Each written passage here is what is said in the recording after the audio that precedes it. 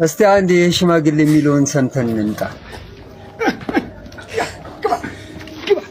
የፈለገ ሰው ቻሌንጅ አደርግሃለሁ የሚል ሰው ፋይት አደርግሃለሁ የሚል ሰው እድሜው ከ75 ዓመት በላይ ኪሎ ከ45 ዓመት በታች ምግብ ብዙ የማይበላ ትንሽ ቀመስ ሻይ ነገር አጥሪት ነገር ትንሽ የሚቀምስ ባይበላ ይመከራል።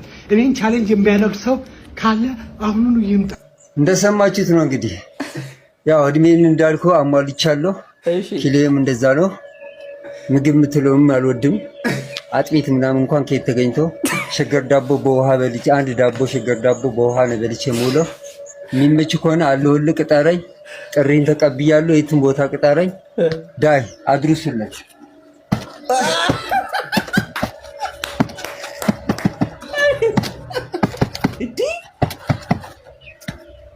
ሼር አድርጋችሁ አድርሱለት።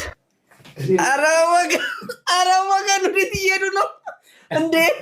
እኔ እንደሚመስለኝ ገና ጓንቱን እንዳደረከው እንዲህ የምትተከል ነው የሚመስለኝ። የምትተከሉ ልበል የምትተከል አንተ አታጣራኝ።